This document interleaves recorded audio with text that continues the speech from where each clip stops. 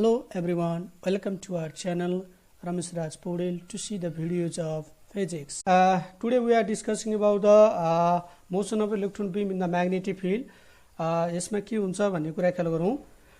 Consider a beam of electron having the velocity v enters normally into the magnetic field b as shown in the figure. Electron beam चाहिँ यहाँ यो electron beam हो, यो चाहिँ magnetic फिल्डमा enter गरेको छ. त्यति बेला यिनीहरू दुईटाको के रे एंगल कस्तो छ भन्दा इलेक्ट्रोन बीमको र uniform magnetic field which is directed downward vertically downward, they are perpendicular to each other. त्यस्तो बेलामा चाहिँ के हुन्छ त भन्दा force acting on the electron in the magnetic field, force acting on the electron in the magnetic field is given by F vector equals to E v cross b huncha ra this force is also called Lorentz force. Simply as you know if the f vector is the vector product of b and b, obviously the direction of f is perpendicular to both b and b.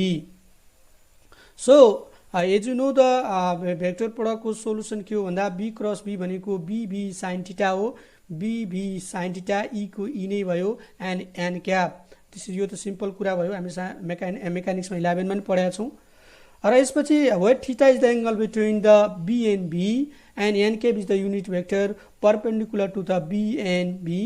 n cap denotes the direction of f, so which is perpendicular to both के हुन्छ magnetic field and velocity of electron beam.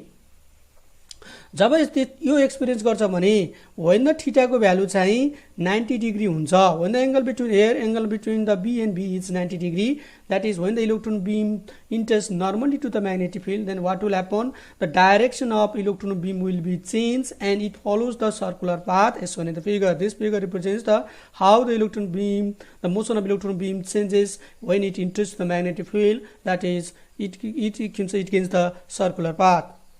है simply circular path चाहिँ के हुन्छ त gain गर्छ.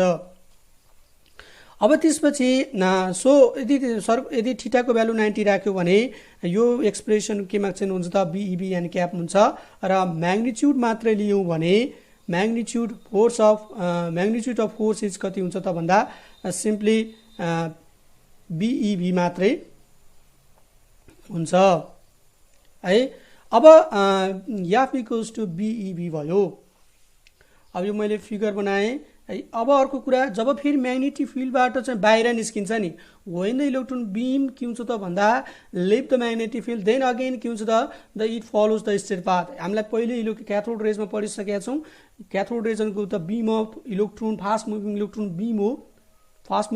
Beam हो, त्यसको पाथ जहिले पनि के हुन्छ त स्ट्रेट हुन्छ इन द के हुन्छ त भ्याकुम अर एयरमा चाहिँ के हुन्छ स्ट्रेट पाथ फलो गर्छ. म्याग्नेटिक फिल्डमा चाहिँ परपेंडिकुलर इन्टर गर्यो भने सर्कुलर पाथ फलो गर्छ भन्ने कुरा याद गर्ने. अब कुरा गरौं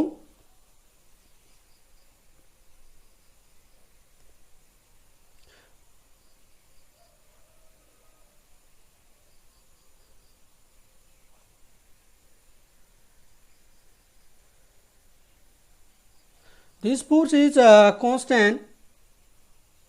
This force is constant and which is perpendicular to both vector b and b, and this force does not change the velocity but deflects the electron beam in a circular path inside the uniform magnetic field. And as you know, when the electron beams moves in a circular path, then के हुन्छ त भने centripetal force is required, and this force is provided by the magnetic force. So centripetal force equals to magnetic force. mv square by r equals to BEB हुन्छ, where r is the radius of circular path and m is the mass of electron.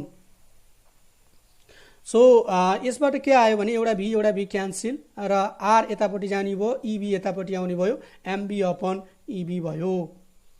And this equation represents the expression for radius of circular path in magnetic field, and this is very important for the numerical. Mostly हामीले use गर्ने formula भनेको radius of प्राय न्यूमेरिकलमा सोध्ने question भनेको r equals to radius of circular path निकाल भनेर सोधिरा हुन्छ. r इक्वल्स टु mv/ev यो फर्मुला घोक्ने है, यो चाहिँ इम्पोर्टेन्ट छ. अब कहिलेकाहीँ त्यस पछाडिको सर्ट पनि सोध्छ. यो हामी क्लास 11 मा सिम्पल हार्मोनिक मोसनमा even in the circular motion भन्ने च्याप्टरमा पनि हामीले चाहिँ पढेका छौँ। त्यसमा चाहिँ v equals to omega R हुन्छ, v equals to omega R र ओमेगा भनेको 2πf_r हुन्छ।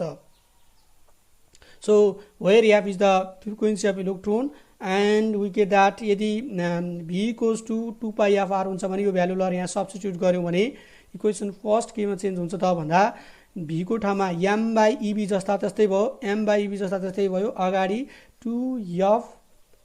2πf_r चाहिँ हामी थपियो बाई ev/rm भइहाल्यो।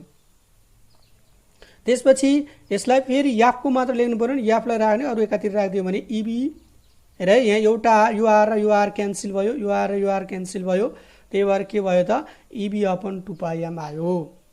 यो आर क्यान्सल हुने बित्तिकै याफ मात्र ev उता गयो, 2πm तल चाहिँ के डिभाइडमा गयो, याफ इक्वल्स टु e/2πm। यसले के रिप्रेजेन्ट गर्यो भने this shows that frequency is independent of radius of path and the velocity of electron beam. This equation represent के देखायो भने यतिकै हेर्न सक्छौँ, चार्ज अफ इलेक्ट्रोन पनि कन्स्ट्यान्ट छ, म्याग्नेटिक फिल्ड इन्टेन्सिटीको भ्यालु पनि कन्स्ट्यान्ट राख्यो भने एम भनेको मास अफ के हो त इलेक्ट्रोन बीम हो, विच इज अल्सो कन्स्ट्यान्ट, र ev/2πm ले के रिप्रेजेन्ट गर्यो भने independent of the radius of path, कति रेडियसमा यसले फलो गरेको छ भन्ने कुरा पनि यसको इन्डिपेन्डेन्ट भयो। It only depends upon the के what simply the magnetic field intensity, how the magnetic field intensity कति स्ट्रङ छ त्यसमा डिपेन्ड गर्दो रहेछ फ्रिक्वेन्सी अफ इलेक्ट्रोन बीम। कति चक्कर लगाउँछ, कतिचोटि सर्कुलर मोसनमा जान्छ त भन्ने कुरा चाहिँ म्याग्नेटिक फिल्ड इन्टेन्सिटीमा डिपेन्ड गर्छ डाइरेक्टली। र त्यस्तै period of electron is given by के हो त भन्दा टी भनेको 1/f हुन्छ, त्यसो भए त्यसलाई ठ्याक्कै उल्टो बनाएर लेख्ने ev/2πm आइहाल्यो। यसले के रिप्रेजेन्ट गर्यो भने this thus the time period is also independent of the radius and path of velocity of electron beam